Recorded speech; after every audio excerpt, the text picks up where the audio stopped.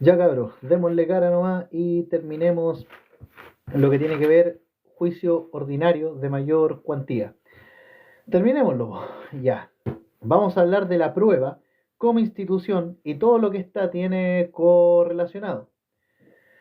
Hablemos primero de las acepciones del concepto de prueba. Acepciones del concepto de prueba. Primero, como fase central dentro del proceso donde se rinde la prueba que se practica. Fase central dentro del proceso donde se rinde la prueba que se practica. Eso se entiende en una acepción de prueba. Fase central dentro del proceso donde se rinde la prueba que se rinde. Otra acepción que tiene son los medios utilizados para desarrollar la actividad probatoria. Medios utilizados para desarrollar la actividad probatoria. Y una tercera acepción es la actividad que desarrollan las partes para establecer los hechos que serán sustento a la aplicación del derecho por medio del ejercicio de la jurisdicción por parte del tribunal. Hola Felipe, ¿qué tal? Bienvenido. Actividad que desarrollan las partes para establecer los hechos que serán sustento a la aplicación del derecho por medio del ejercicio de la jurisdicción por parte del tribunal. Hablemos de la función de la prueba ahora. ¿Cuál es la función de la prueba? Uno de los pocos temas en derecho procesal, la prueba es uno de los pocos temas en derecho procesal donde existen discusiones doctrinarias. En cuanto a la prueba, es uno de los pocos temas en derecho procesal donde existen discusiones doctrinarias. ¿Por qué se deben presentar medios de prueba en un proceso? ¿Por qué existe la prueba? ¿Qué se quiere alcanzar? La doctrina ha dicho que la prueba tiene tres grandes funciones. Para nuestra doctrina, la doctrina nacional chilena, la prueba tiene tres grandes funciones. Primero, hacer verdadera justicia. Hacer verdadera justicia. Segundo, dejar establecido, de manera formal, los hechos que servirán de sustento a la sentencia. Dejar establecido, de manera formal, los hechos que servirán de sustento a la sentencia. Y tercera función que tiene la prueba es formar la convicción del juzgador. Formar la convicción del juzgador. Entonces, hacer verdadera justicia, dejar establecido de manera formal los hechos que servirán de sustento a la sentencia y formar la convicción del juzgador. Vamos a analizar cada una de estas funciones porque aquí no hay una unanimidad. En cuanto al hacer verdadera justicia, se busca descubrir la verdad sobre los hechos que las partes introducen en el proceso. Se busca descubrir la verdad sobre los hechos que las partes introducen en el proceso. Pero en la práctica esto es un poco difícil, porque supone que el juez no debería tener límites para descubrir la verdad de un hecho controvertido, lo que no ocurre, porque hay límites a las pruebas y a lo que puede hacer el juez. Por ejemplo, en relación a esto, tenemos que los hechos afirmados por las partes deben ser tenidos como ciertos. Los hechos afirmados por las partes deben ser tenidos como ciertos. Los hechos no afirmados no existen para el juez. Los hechos no afirmados no existen para el juez. Y los medios de prueba a practicar son los propuestos por las partes. Los medios de prueba a practicar son los propuestos por las partes. Gracias Ignacia por apoyar este live. Por esto es que algunos proponen una reforma procesal civil avanzando de la prueba tasada a la sana crítica. Avanzando de la prueba tasada a la sana crítica. El segundo fin que habíamos señalado era dejar establecido de manera formal los hechos que servirán de sustento a la sentencia o para buscar la verdad. Con esto se logra buscar seguridad en la determinación de los hechos. La doctrina aquí distingue entre lo que es una verdad formal y una verdad material. La verdad formal es la verdad jurídica. La verdad formal es la verdad jurídica. Y la verdad material es la que busca el juez, pero se ve restringida por los límites a la prueba que ya hemos señalado. La verdad material es la que busca el juez, pero que se ve restringida por los límites a la prueba que ya señalamos anteriormente. Que los hechos no afirmados no existen para el juez y que los medios de prueba a practicar son los propuestos por las partes, etc. Y el tercer fin que nosotros hemos mencionado es formar la convicción del juzgador. Formar la convicción del juzgador. Se busca provocar un estado subjetivo de convicción en quien juzga. Se busca provocar un estado subjetivo de convicción en quien juzga, con el objeto de que se forme certeza de un hecho o afirmación física introducida en el proceso. Esta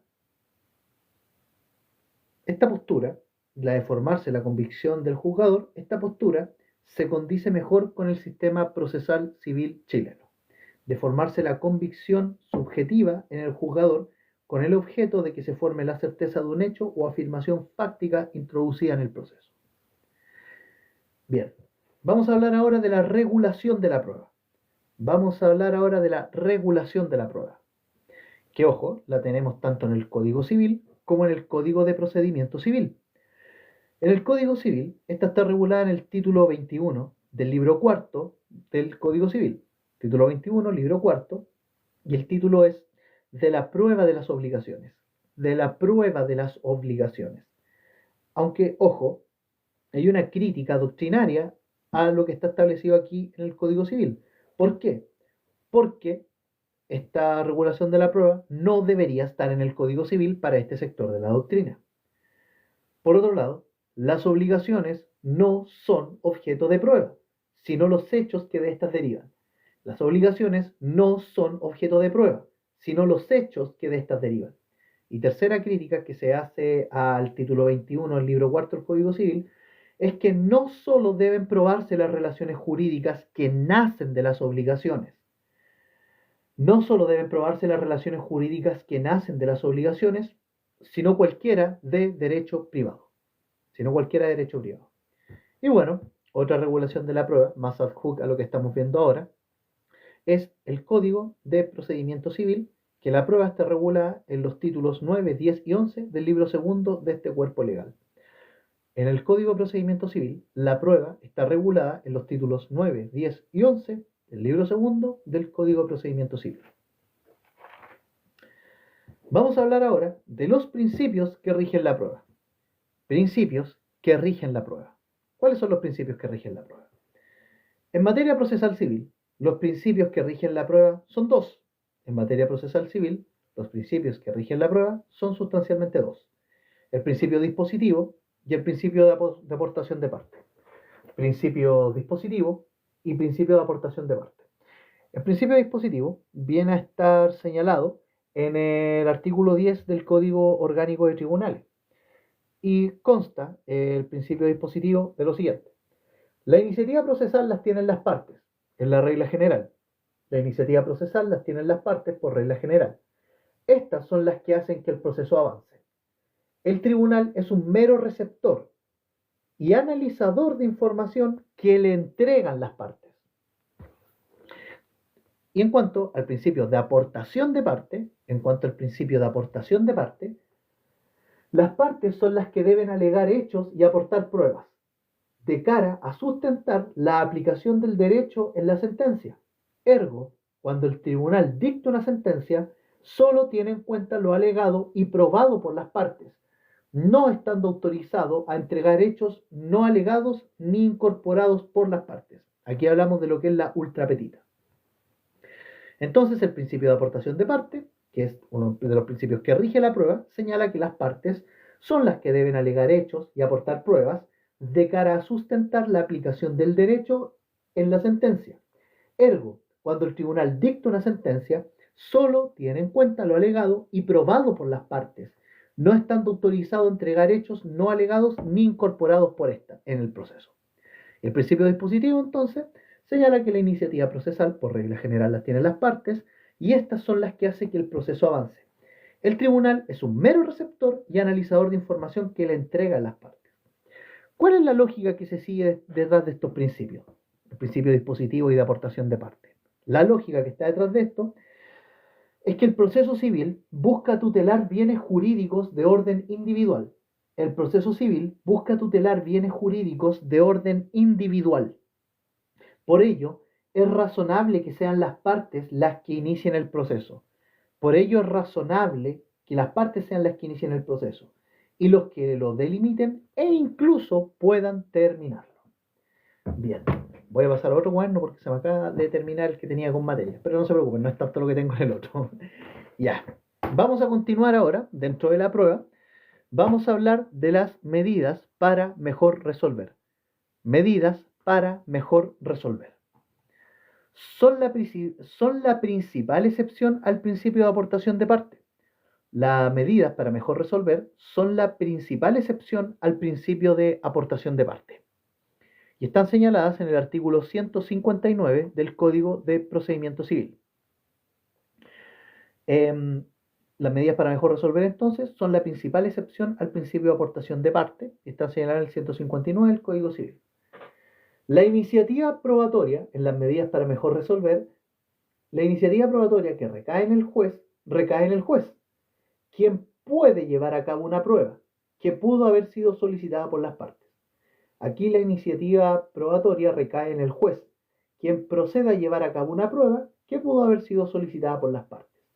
Ahora, las medidas para mejor resolver son criticadas por la doctrina, en el sentido de que suponen una irrupción oficiosa del juez en el proceso, lo que puede alterar el derecho a defensa de las partes y su correlativa estrategia.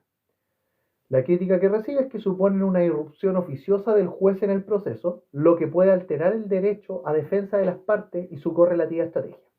La respuesta que recibe esta crítica es que su fin no es alterar el debido proceso, ni tampoco los principios dispositivos, ni tampoco de aportación de parte. Solo se utilizan para adquirir certeza sobre los hechos alegados, que pese a las oportunidades procesales anteriores, aún permanecen dudosos. Las medidas para mejor resolver que pueden dictarse son las siguientes. Vamos a mencionar algunas. Primero, agregación de cualquier documento que el juez estime necesario para esclarecer derechos de los litigantes.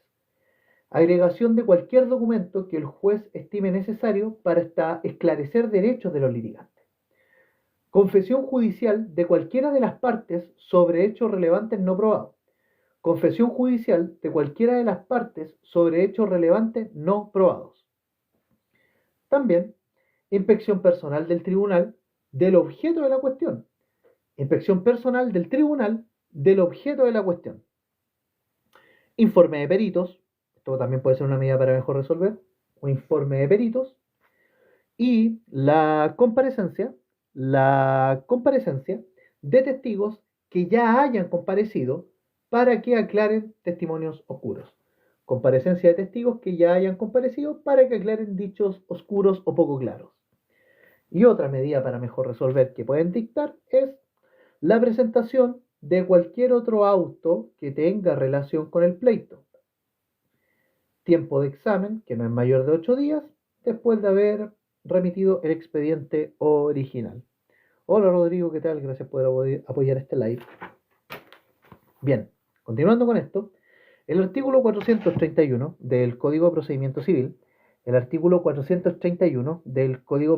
Civil, señala que el juez puede decretar, además, la remisión de alguna prueba rendida fuera del tribunal y que no haya sido agregada en el proceso o la realización de una prueba pendiente. El juez puede decretar, además, la remisión de alguna prueba rendida fuera del tribunal y que no haya sido agregada en el proceso o la realización de una prueba pendiente. Supone que el juez lo considere necesario para la resolución del conflicto de relevancia jurídica.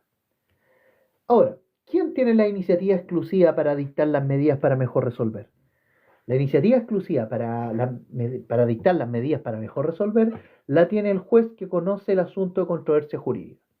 La tiene el juez que conoce el asunto de controversia jurídica.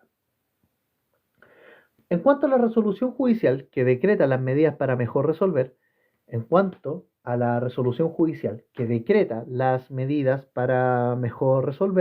señalar que, por regla general, se notifica por el Estado Diario. Y también, por regla general, es inapelable. por regla general, es inapelable, salvo que sea un informe de peritos, que será apelable este informe de peritos en cuanto a resolución judicial que decreta las medidas para mejor resolver, en el solo efecto devolutivo. La regla general, entonces, que la resolución judicial que decreta las medidas para mejor resolver sea inapelable, salvo que se trate de un informe de peritos que será apelable en el solo efecto devolutivo. Bueno, las medidas para mejor resolver deben resolverse dentro del plazo de 20 días, contado desde la fecha de la notificación de la resolución que las decreta. Las medidas para mejor resolver deben resolverse dentro del plazo de 20 días, contados desde la fecha de la notificación de la resolución que las decreta. Tienen 20 días para resolverse, desde la notificación que las decreta. Si transcurre el plazo, las medidas para mejor resolver no cumplidas se tienen por no decretadas y el tribunal debe dictar sentencia sin más trámite. Si transcurre el plazo, las medidas para mejor resolver no cumplidas se tienen por no decretadas y el tribunal debe dictar sentencia sin más trámite. Ahora, en caso que aparezca la necesidad de esclarecer un hecho indispensable para dictar sentencia,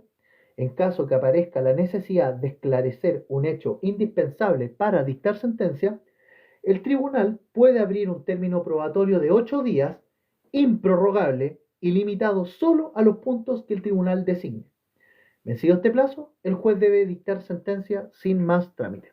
Entonces, en caso que aparezca la necesidad de esclarecer un hecho indispensable para dictar sentencia, el tribunal puede abrir un término probatorio de 8 días, improrrogable y limitado solo a los puntos que el tribunal designe. Vencido este plazo, el juez debe dictar sentencia sin más trámite. Vamos a hablar ahora de las reglas jurídicas de la actividad probatoria. Reglas jurídicas de la actividad probatoria. Bueno, aquí tenemos dos reglas que son súper importantes, que son la escrituración y la desconcentración. Escrituración y desconcentración. En cuanto a la escrituración, la propuesta probatoria de las partes debe efectuarse por escrito. Los resultados de la práctica probatoria también se protocolizan por escrito, por ejemplo, la prueba de testigos.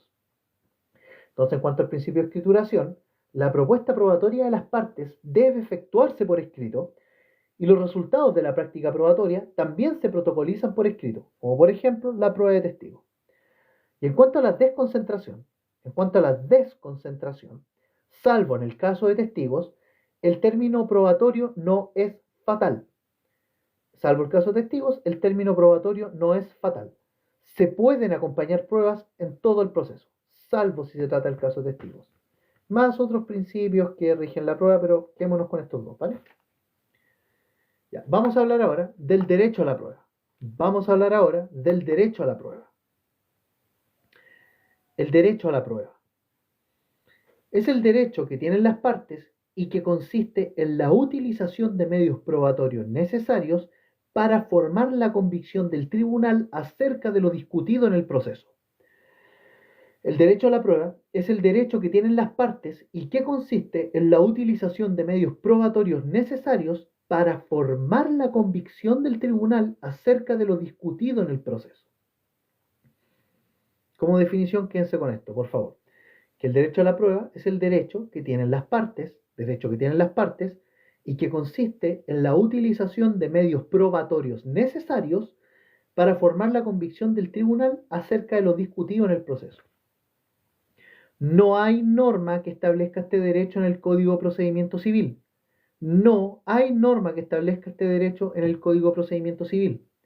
Pero se intuye de la existencia de normas que, primero, sancionan con nulidad las sentencias que se dictan sin la práctica de diligencias probatorias y que causen indefensión, normas que sancionan la nulidad de las sentencias que se dictan sin la práctica de diligencias probatorias y que causen indefensión, normas que sancionan documentos que no han sido agregados oportunamente, normas que sancionan documentos que no han sido agregados oportunamente, y normas que sancionan el hecho de no citar a diligencias probatorias.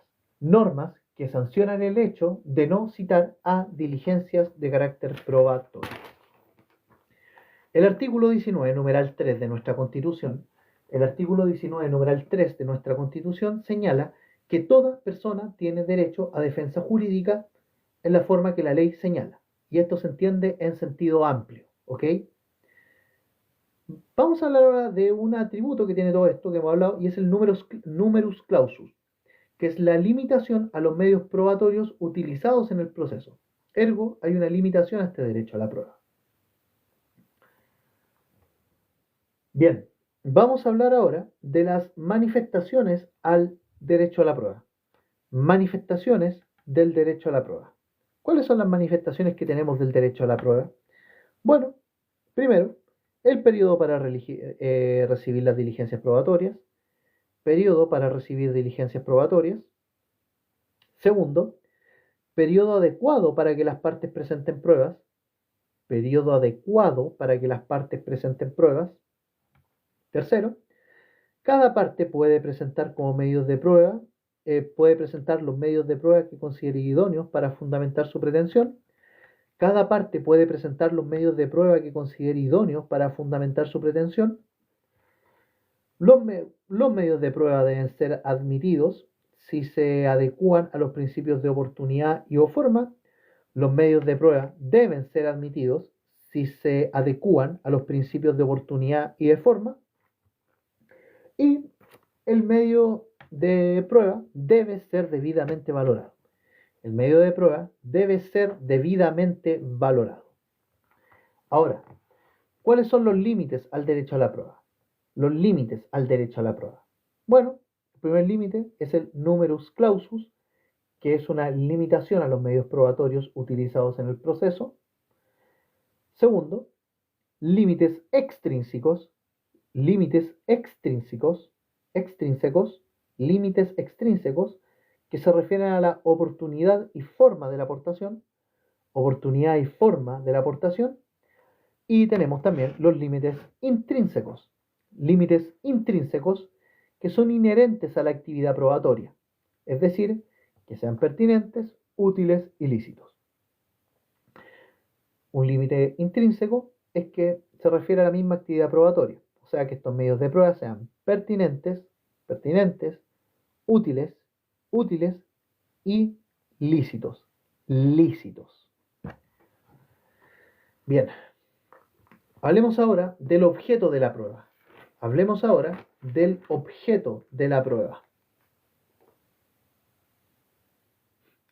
Bendiciones, amigo, que le haya muy bien.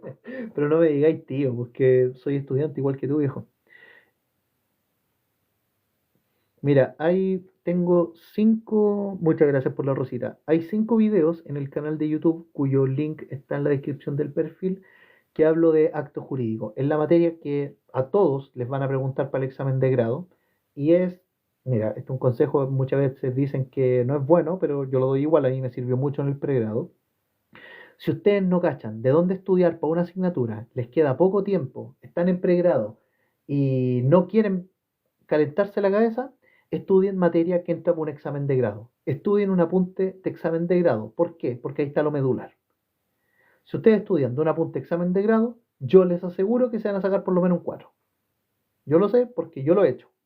Así que eso. Bien, vamos a hablar ahora del objeto de la prueba.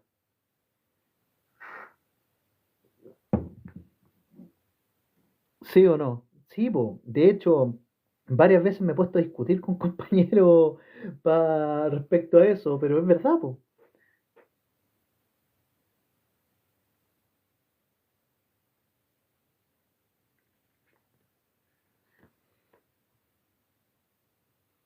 Yo creo, compañero, que tiene que hacerle caso aquí a la compañera de abajo. Le van a, por otro lado, o buscar en internet, po, pero los apuntes de examen de grado te van a salvar te van a sacar de apuro.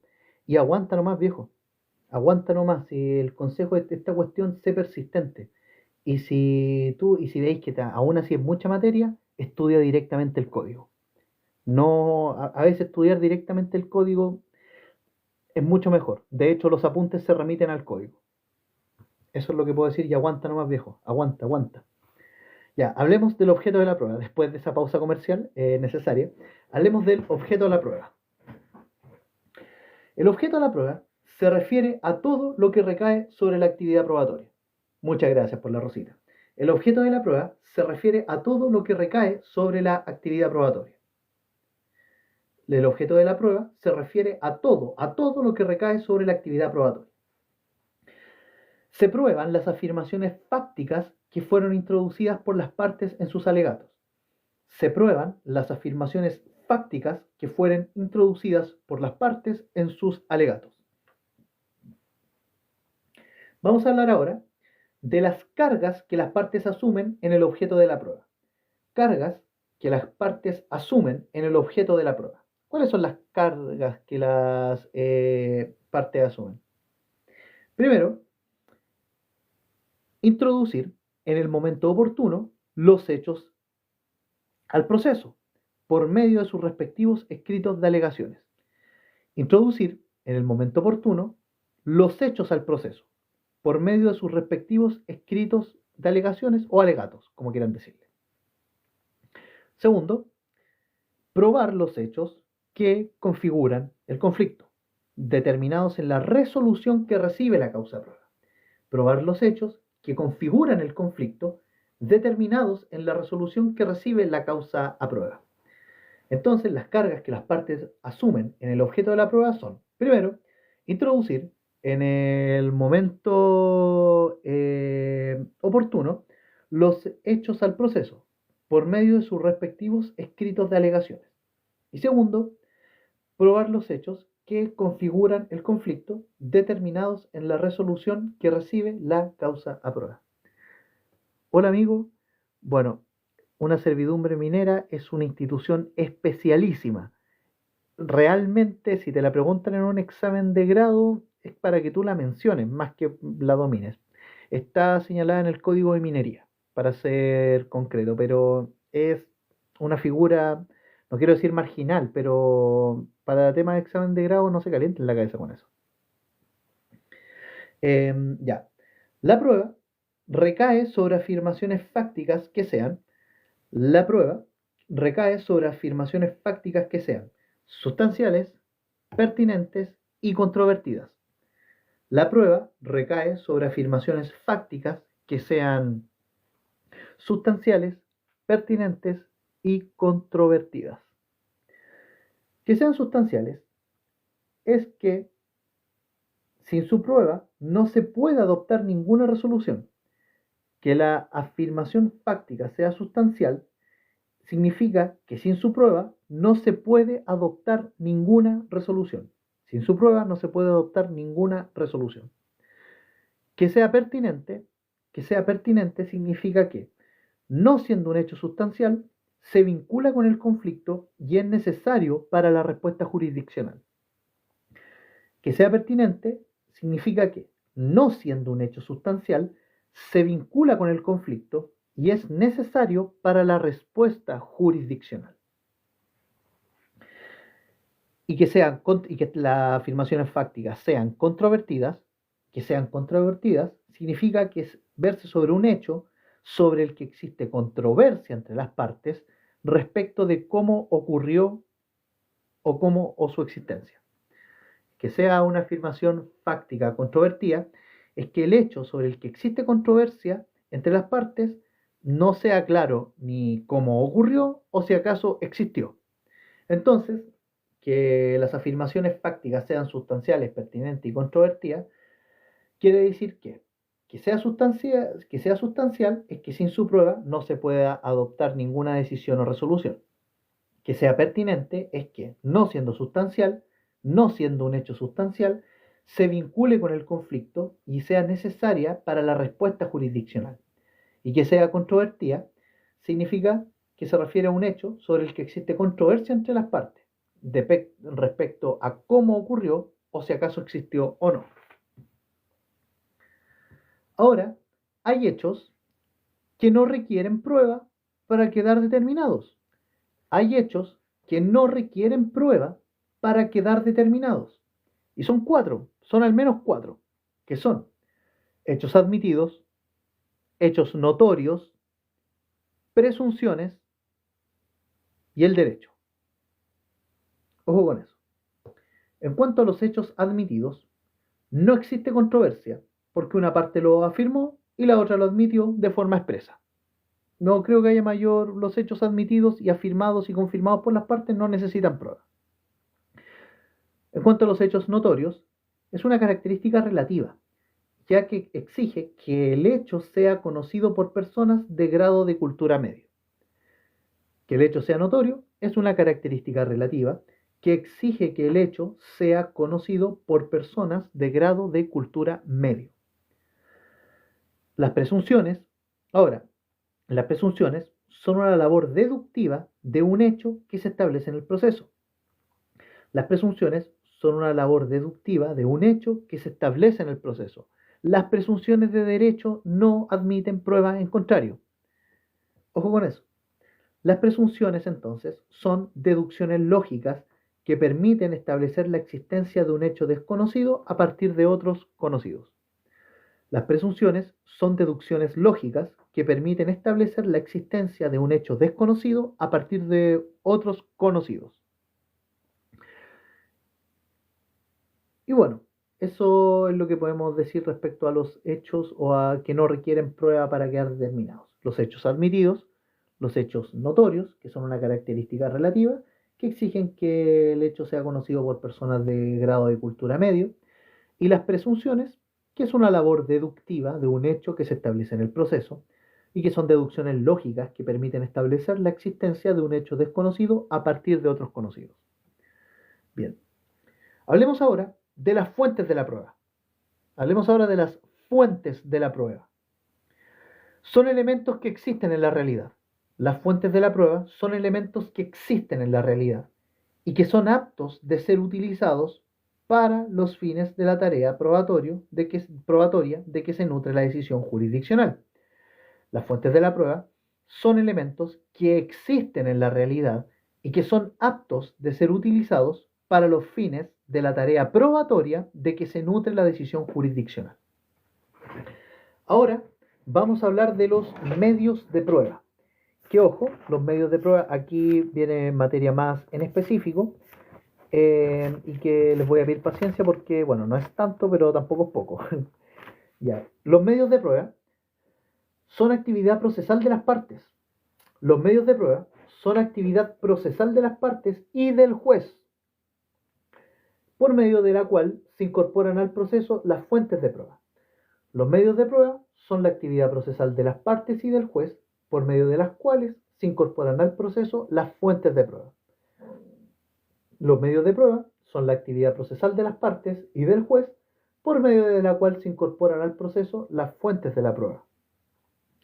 ¿Y cuáles son las fuentes de la prueba? Son elementos que existen en la realidad y que son aptos de ser utilizados para los fines de la tarea probatoria, de los que se nutre la decisión jurisdiccional. Bien, los medios de prueba vienen a estar señalados en el artículo 341 del Código de Procedimiento Civil. Los medios de prueba vienen a estar señalados en el artículo 341 del Código de Procedimiento Civil y son los siguientes. Son los instrumentos, los testigos, la confesión de parte, la inspección personal del tribunal, el informe de peritos y las presunciones. Los medios de prueba en juicio ordinario de mayor cuantía, son los instrumentos, los testigos, la confesión de parte, la inspección personal del tribunal, el informe de peritos y las presunciones. Instrumentos, testigos, confesión de parte, inspección personal del tribunal, informe de peritos y presunciones. ¿Alguna duda hasta acá? Para poder seguir avanzando. Comentario, tienen hate, algún chiste, no sé, qué sé yo. Ya.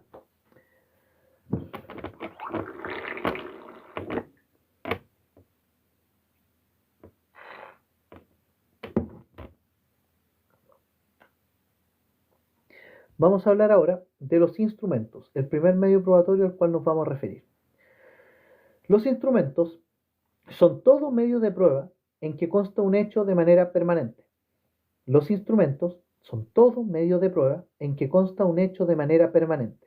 Instrumentos, todo medio de prueba en que consta un hecho de manera permanente. Estos son documentos, que pueden ser públicos, como una escritura pública, o privados, como un contrato. Pueden ser fotos, correo electrónico, archivo de audio de video, etc. Instrumentos pueden ser documentos, públicos o privados, fotos, correo electrónico, archivos de video o audio, etc. Estos instrumentos admiten clasificación de instrumentos públicos y de instrumentos privados. Sí, pues, amigo, déjamelo ahí en el DM. Pero ojo, yo no soy profe, soy egresado de Derecho. Pero sí, podemos hablar. Tengo un libro que te puede interesar, viejo, así que no hay ningún problema. Hablemos de la clasificación de los instrumentos. Los instrumentos pueden ser públicos o pueden ser privados. El instrumento público está definido en el artículo 1699 del Código Civil. El instrumento público está definido en el artículo 1699 del Código Civil y son aquellos autorizados con las solemnidades legales por el funcionario competente. Instrumentos públicos, aquellos autorizados con las solemnidades legales por el funcionario competente. Aquellos autorizados con las solemnidades legales por el funcionario competente, como puede ser escritura pública, certificado de nacimiento, cédula de identidad o sentencia judicial. Escritura pública, certificado de nacimiento, cédula de identidad o sentencia judicial. Esos son instrumentos públicos. Y los instrumentos privados son aquellos que no cumplen con los requisitos de instrumento público. Instrumentos privados son aquellos que no cumplen con los requisitos de instrumentos públicos. Los instrumentos públicos son aquellos autorizados con las solemnidades legales por el funcionario competente. La iniciativa para acompañar los instrumentos puede venir de las partes o del tribunal. Si la iniciativa proviene de las partes, se pueden acompañar los instrumentos por dos vías. Si la iniciativa proviene de las partes, se pueden acompañar los instrumentos por dos vías, de forma voluntaria o de manera forzosa. Si se trata de manera voluntaria, se acompañan los documentos por medio de trámites procesales, como la presentación de una demanda, contestación o dentro del término probatorio. Y si es de manera forzada, por ejemplo, a una persona se le impone, mediante medida prejudicial, acompañar un instrumento. Entonces, si la iniciativa es de las partes, se puede acompañar un instrumento por dos vías, de manera voluntaria o forzada. Voluntaria, se acompañan los documentos por medio de trámites procesales, como la presentación de una demanda, contestación o dentro del término probatorio. Y de manera forzosa, a una parte se le impone, por medio de una medida prejudicial, acompañar un instrumento. El tribunal tiene la iniciativa para pedir este medio de prueba mediante medidas para mejor resolver. El tribunal tiene la iniciativa para pedir este medio, este instrumento de prueba, mediante medidas para mejor resolver. La oportunidad procesal para presentar los instrumentos son las siguientes. Las oportunidades procesales para presentar instrumentos son las siguientes. Primero, como medida prejudicial. En la demanda, en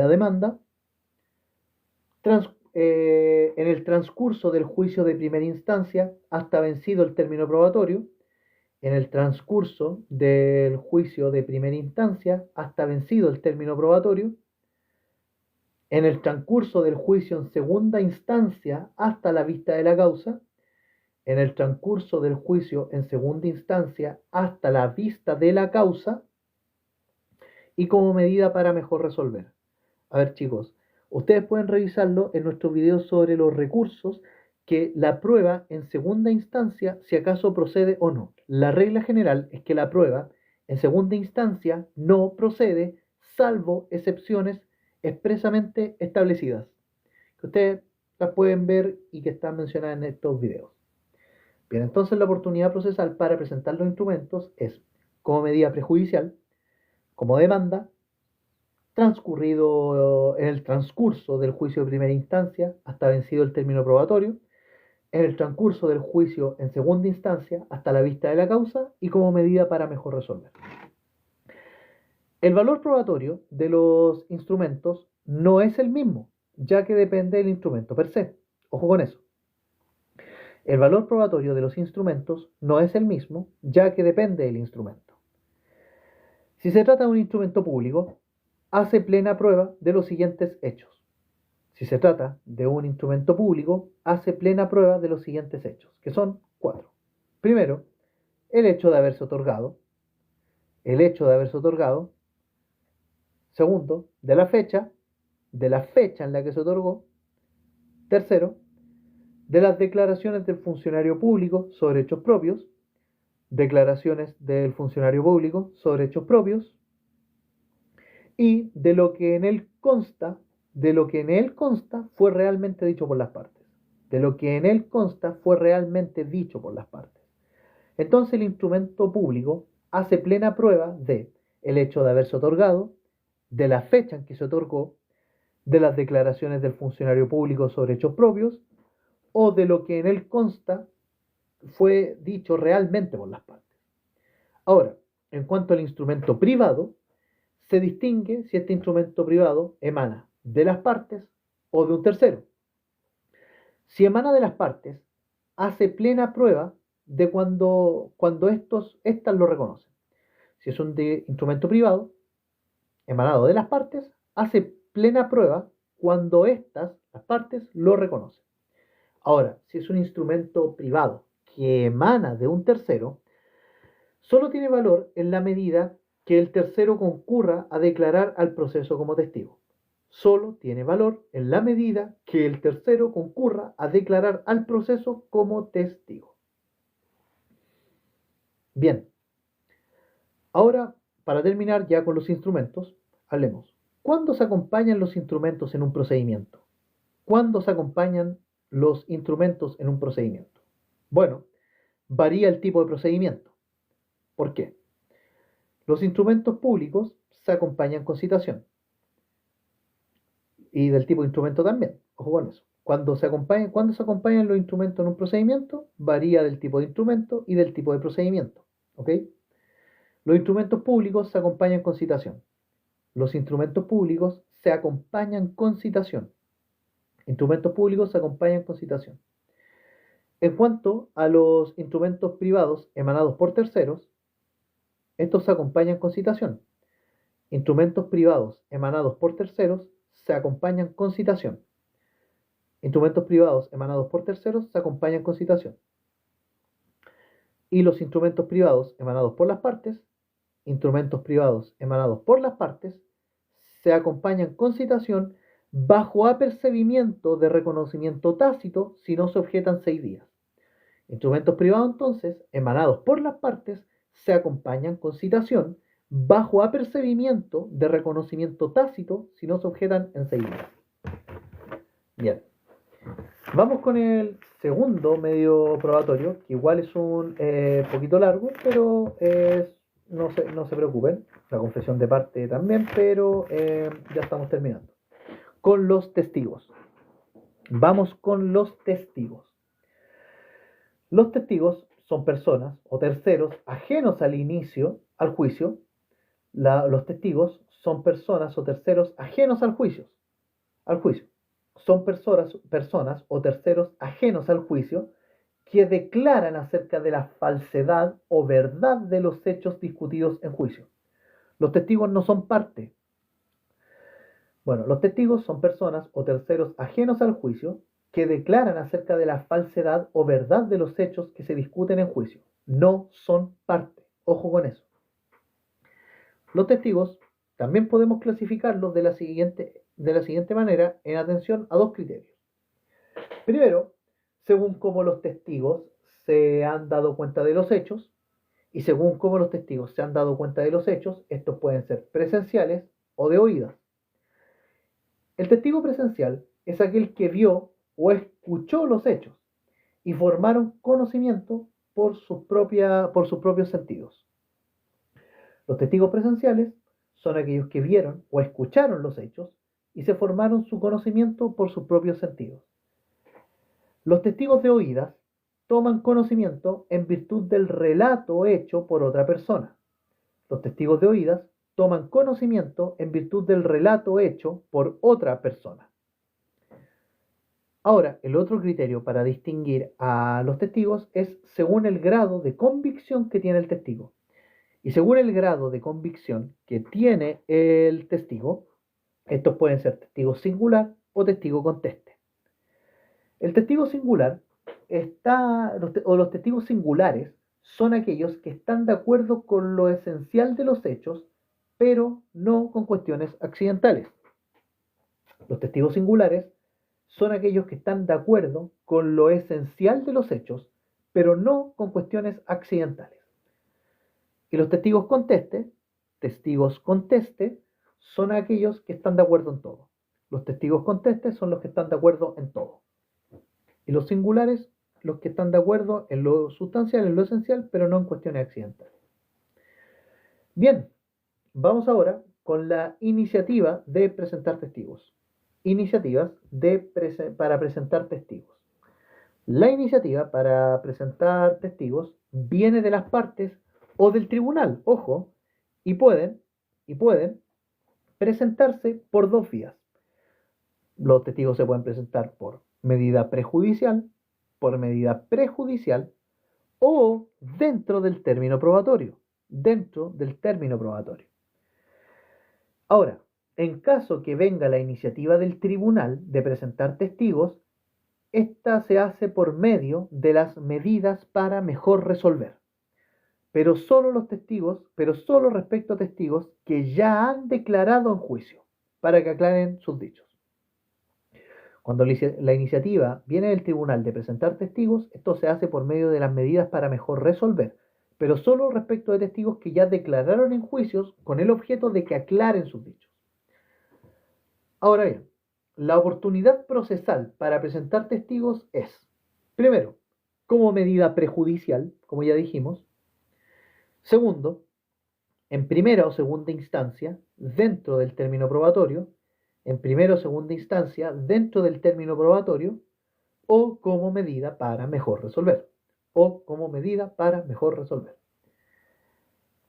Pueden presentarse hasta 6 testigos por punto de prueba. Ahora, respecto del valor probatorio de los testigos, nuevamente tenemos que distinguir el tipo de testigo.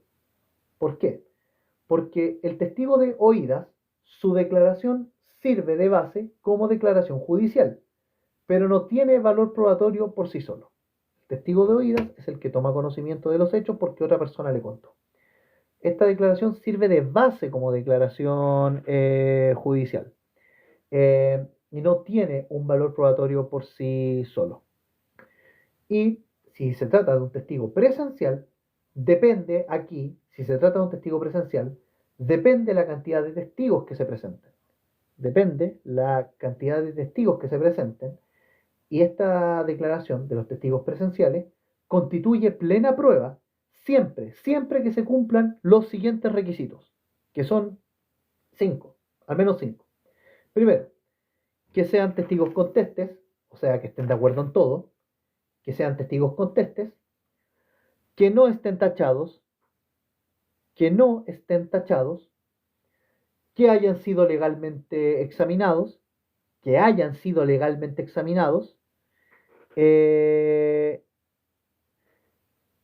que den razón de sus dichos, y que su declaración no haya sido desvirtuada por prueba en contrario. Entonces, si se trata de un testigo presencial, depende de la cantidad de testigos que se presenten para analizar su valor probatorio. Y constituye plena prueba siempre que se cumplan estos requisitos: que sean testigos contestes, que no estén tachados, que hayan sido legalmente examinados, que den razón de sus dichos y que su declaración no haya sido desvirtuada por prueba en contrario. Ahora, ojo, si el testigo es un menor de 14 años, si el testigo es un menor de 14 años, su declaración puede servir de presunción judicial. Su declaración puede servir de presunción judicial. Bien. Hola amigo. Pucha, la verdad es que aquí estamos transmitiendo en base a un apunte mío y a los trabajos y a otros trabajos de otros gigantes que han pasado con este proceso. Mostrarlo es un poco difícil porque tengo una imagen asignada, pero son apuntes personales, la verdad. Sin perjuicio de que ustedes pueden después acceder a este contenido y hay una aplicación en la que ustedes pueden descargar, si mal no recuerdo, una transcripción de los videos de YouTube. Bien, pero de todas maneras les sugiero que ustedes vayan a la página de Instagram, Antología Jurídica, que ya tiene apuntes extraordinarios que los venden, como Derecho al Humor u otras páginas que hacen estos trabajos magistrales. Bien, continuemos. ¿Qué pasa cuando entre los testigos hay contradicciones? ¿Qué pasa cuando entre los testigos hay contradicciones? Bueno, hay que prestar atención a las siguientes consideraciones. Primero, se prefieren los testimonios de los testigos mejor preparados. Se prefieren los testimonios de los testigos mejor preparados. Segundo, si el anterior criterio no aplica, nos remitimos a la parte que presente más testigos. Si el anterior criterio no aplica, nos remitimos a la parte que presente más testigos. Tercero, si ninguno de estos criterios es posible de aplicar, los hechos se tienen por no probados por prueba testimonial. Si ninguno de estos criterios se aplica, los hechos se tienen por no probados por prueba testimonial. Para hacer valer la prueba de testigos, se debe acompañar una lista de testigos. Para hacer valer la prueba de testigos, se debe acompañar una lista de testigos que, según el procedimiento, se puede acompañar en distintos momentos. En el caso del juicio ordinario mayor cuantía, el plazo se computa desde la notificación del auto de prueba hasta 5 días después. En el caso del juicio ordinario mayor cuantía, el plazo se computa desde la notificación del auto de prueba, el mal llamado auto de prueba, hasta 5 días después. Los testigos declaran en audiencia destinada para ello. Los testigos declaran en audiencia destinada para ello, dentro de las dependencias del tribunal. Todo lo declarado oralmente se protocoliza por escrito. Vamos a hablar ahora de la tacha de testigos. Vamos a hablar ahora de la tacha de testigos. La tacha de testigos es un medio a través del cual las partes hacen presente al tribunal que el testigo puede estar afecto a alguna inhabilidad. La tacha de testigos es un medio a través del cual las partes hacen presente al tribunal que el testigo puede estar afecto a alguna inhabilidad. Ojo con eso. La tacha de testigo entonces es un medio a través del cual las partes hacen presente al tribunal que el testigo puede estar afecto a alguna inhabilidad. Las inhabilidades para la tacha de testigos son las siguientes. Las inhabilidades para la tacha de testigos son las siguientes y están reguladas en los artículos 357 y 358 del Código de Procedimiento Civil. Y son, primero, que el testigo sea menor de 14, testigo menor de 14, que los testigos sean interdictos por demencia, o que el testigo, al tiempo de declarar, se hallen privados de razón por ebriedad u otra causa, que al momento de declarar se hallen privados de razón por ebriedad u otra causa, que el testigo, que el testigo carece del sentido necesario para percibir los hechos declarados, que el testigo carece del sentido necesario para percibir los hechos declarados,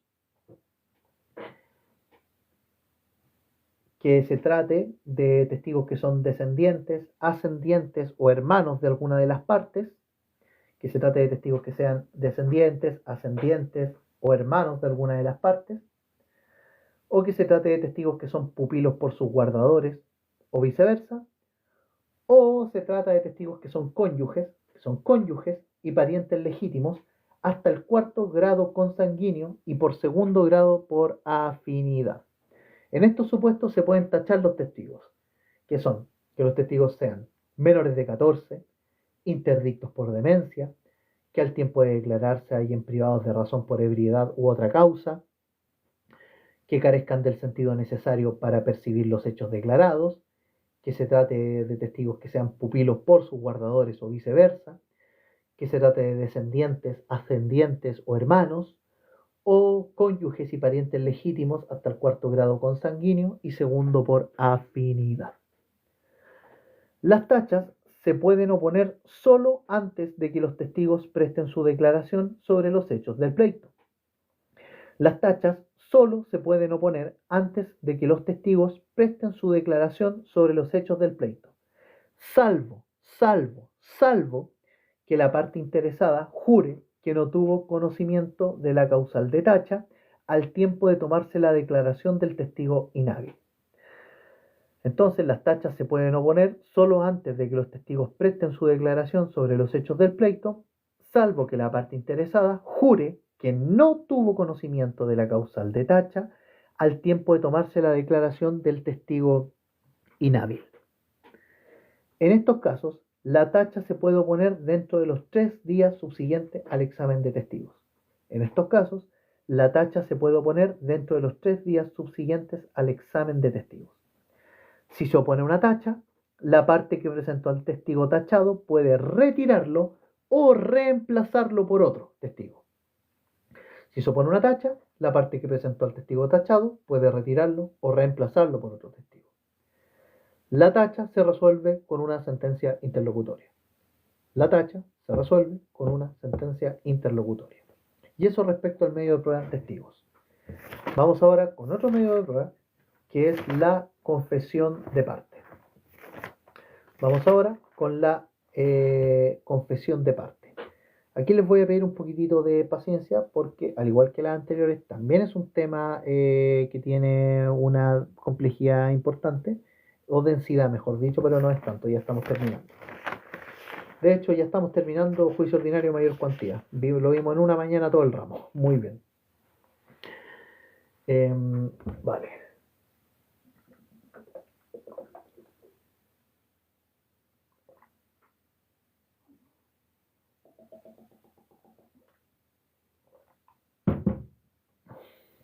Digo una mañana y ya son las 3 de la tarde. Vale. Vamos con la confesión de parte. La confesión de parte es una declaración que hace una persona respecto de un hecho susceptible de producir consecuencias jurídicas en contra de ella. La confesión de parte es una declaración que hace una persona respecto de un hecho susceptible de producir consecuencias jurídicas en contra de ella. Confesión de parte, entonces, es una declaración que hace una persona respecto de un hecho susceptible de producir consecuencias jurídicas en contra de ella.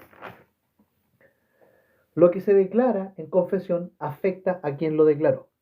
Lo que se declara en confesión de parte afecta a quien lo declaró.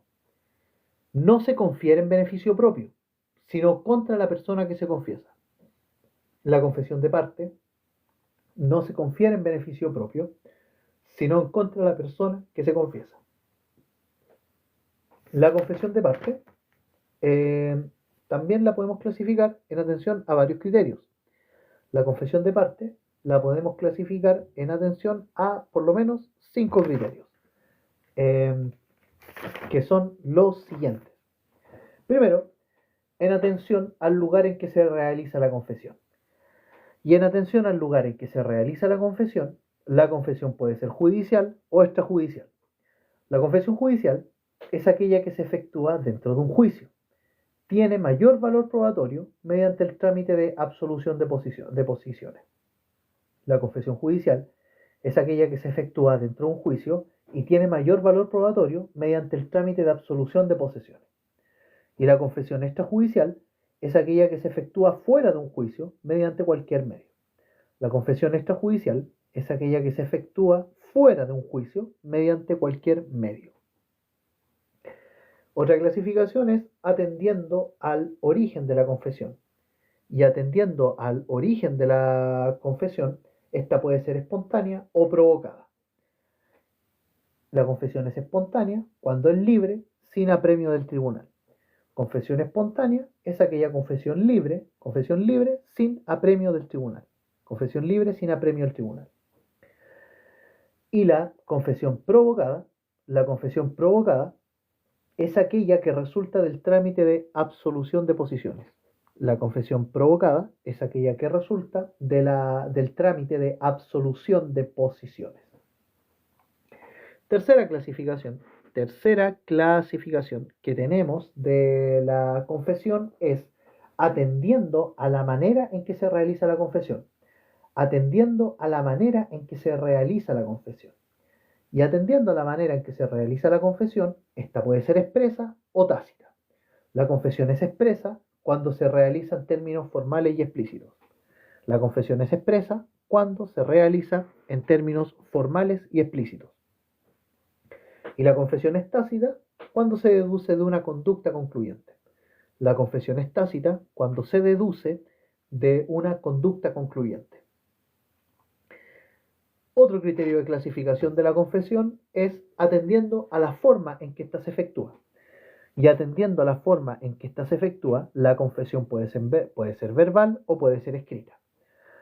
La confesión verbal es aquella que es realizada a viva voz. La confesión verbal es aquella realizada a viva voz.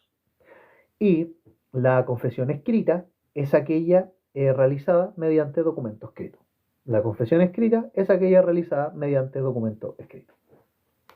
Un último criterio de clasificación de la confesión es en atención al contenido de la confesión.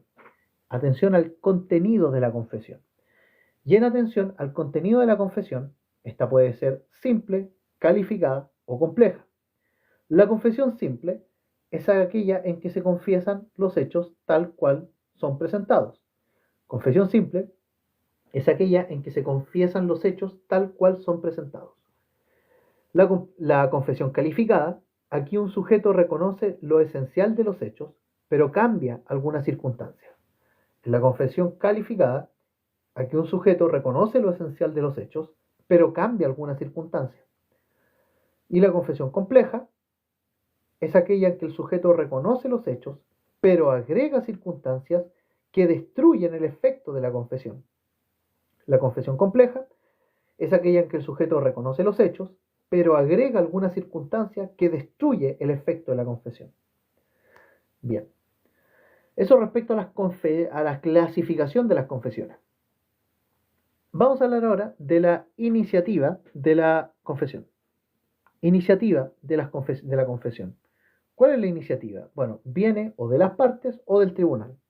La iniciativa de la confesión o viene de las partes o viene del tribunal. Ya estamos terminando en torno a esto, amigos míos. Ya, formas en que las partes pueden solicitar la confesión como medio de prueba. ¿Cuáles son las partes en que pueden solicitar, formas en las que las partes pueden solicitar estos medios de prueba? Póngale nomás, amigo, haga spam nomás, haga spam para que llegue más gente y dele tapa la pantalla, por favor. Hola, amigo Soap. Bueno, así me siento, esa es la actitud que quiero llevar a mi examen de grado. Yo no moriré, mis deseos de pelear son más grandes y me levantarán. De lo contrario, mejor no vamos a dar el grado, amigo. Ya, formas en que las partes pueden solicitar estos medios de prueba. Formas en que las partes pueden solicitar estos medios de prueba. Me refiero a la confesión. Primero, como medida judicial preparatoria, como medida judicial probatoria, dentro del juicio, e incluso como gestión preparatoria de la vía ejecutiva. La forma en que las partes pueden solicitar estos medios de prueba son entonces como medida judicial preparatoria, probatoria, dentro del juicio o como gestión preparatoria de la vía ejecutiva. Si es como medida judicial preparatoria, es por medio de la declaración jurada. por medio de la declaración jurada, que ya la vimos. Ahora, como medida prejudicial probatoria, prevé que la parte no está disponible en el término probatorio. Como medida prejudicial probatoria, se prevé que la parte no está disponible en el término probatorio. O mejor dicho, el testigo. Otra forma es dentro del juicio, donde se cita a la parte a confesar. Perdón, no, me enredé aquí. Pero como medida prejudicial probatoria, se prevé que la parte no está disponible en el término probatorio y dentro del juicio se cita a la parte a confesar. Dentro del juicio se cita a la parte a confesar. Y otra forma es como gestión preparatoria de la vía ejecutiva. Gestión preparatoria de la vía ejecutiva. El tribunal toma la iniciativa por medio de las medidas para mejor resolver.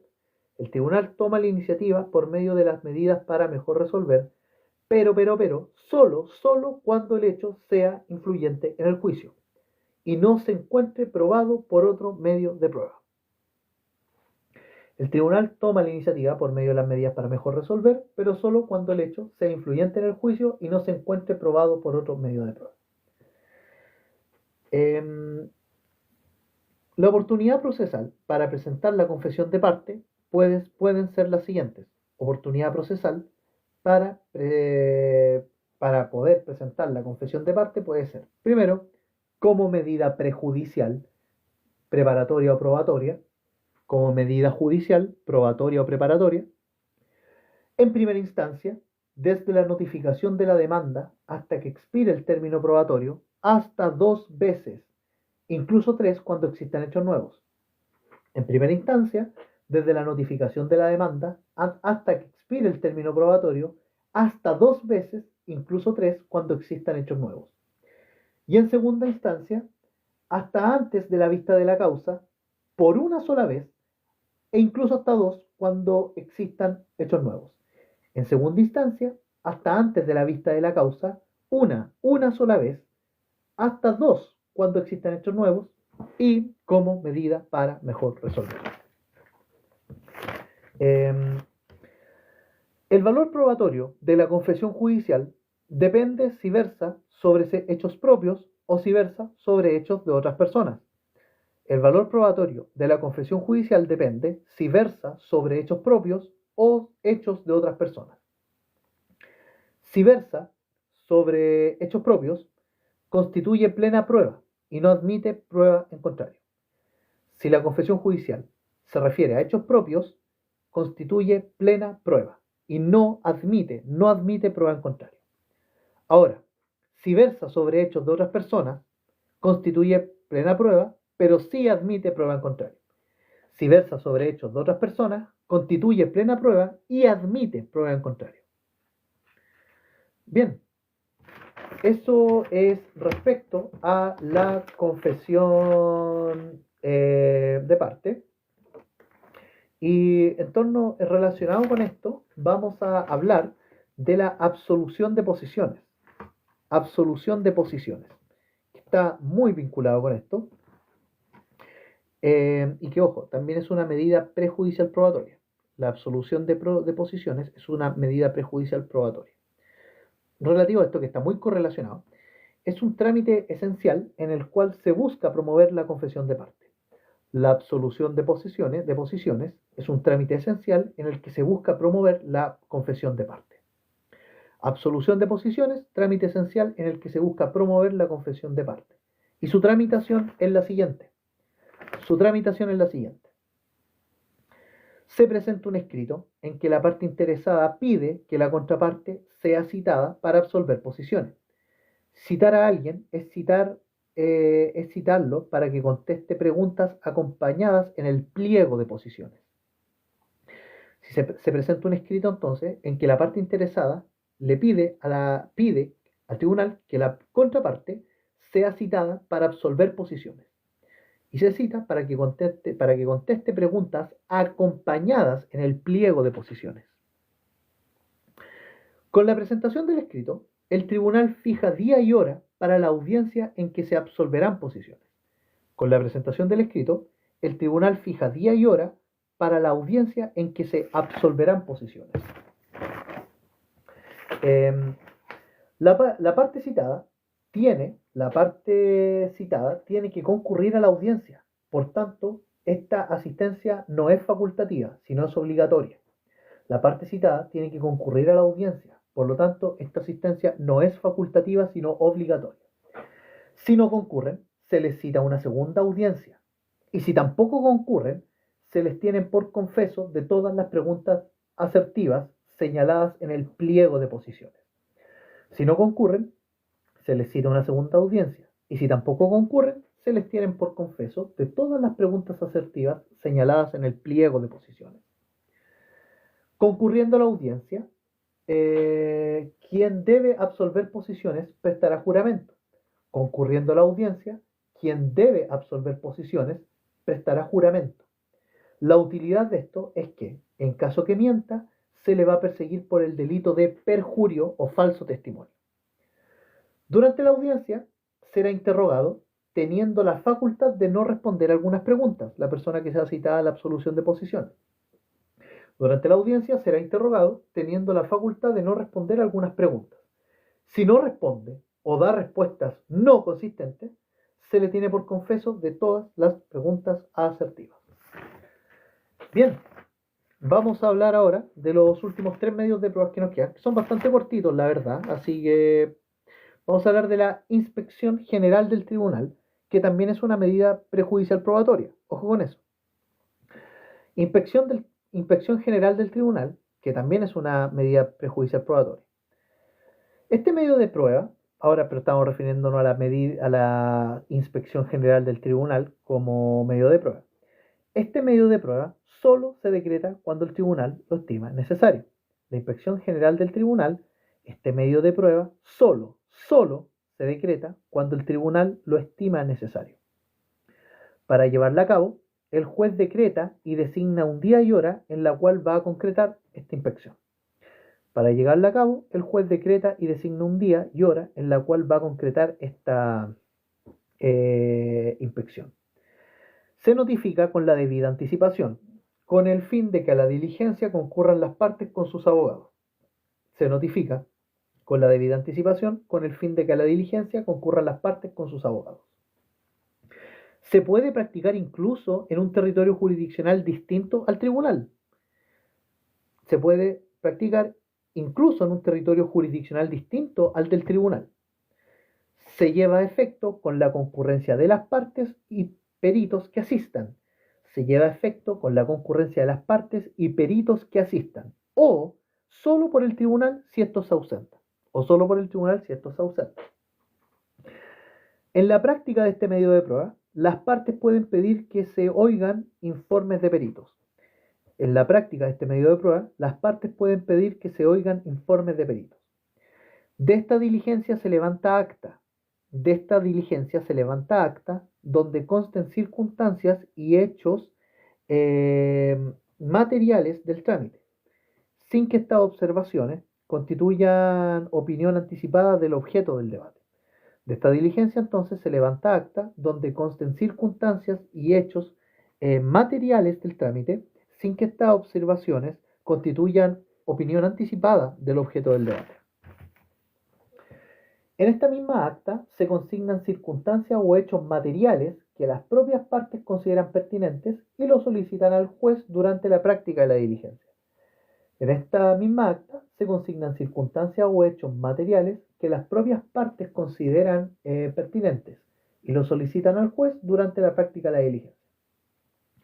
El valor probatorio de esta diligencia, de la inspección del tribunal, inspección general del tribunal, es que constituye plena prueba en cuanto a las circunstancias, hechos materiales que el tribunal establezca en el acta. Entonces, esta inspección general del tribunal constituye plena prueba en cuanto a las circunstancias, hechos materiales que el tribunal establezca en el acta. Vamos ahora con el informe de peritos. Los peritos son terceros extraños al juicio que poseen un conocimiento especial sobre alguna ciencia, técnica o arte, y en virtud de esto, el tribunal les requiere su opinión respecto de un hecho controvertido. Los peritos son terceros extraños al juicio que poseen conocimiento especial sobre alguna ciencia o arte y en virtud de esto el tribunal les requiere su opinión respecto a un hecho controvertido. Los peritos no se clasifican, los peritos son nomás. Uy, no se escucha bien. A ver, gracias por la observación. ¿Qué tal? Dime hasta... Vale, vale, vale. Ahora recién veo esto. ¿Se escucha bien ahora o no? Por favor, díganme en los comentarios.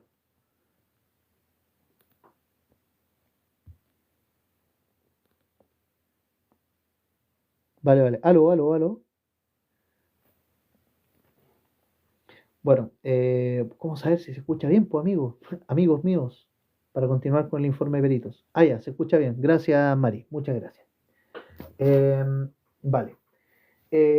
Los informes de peritos, como dijimos, bueno, los peritos son terceros extraños al juicio que poseen conocimiento especial sobre alguna ciencia o arte.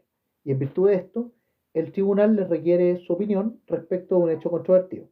Los peritos no se clasifican. Los peritos no se clasifican.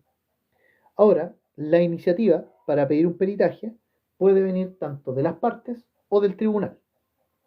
Si viene de las partes lo pueden pedir como medida prejudicial probatoria, las partes lo pueden pedir como medida prejudicial probatoria o dentro del término probatorio.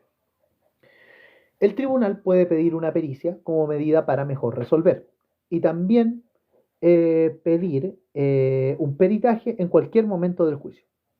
El tribunal puede pedir una pericia como medida para mejor resolver y también pedir un peritaje en cualquier momento del juicio. La oportunidad procesal para presentar los peritos, o la oportunidad procesal de los peritos, como quieran decirle, la oportunidad procesal para presentar el peritaje o los peritos son, primero, como medida prejudicial,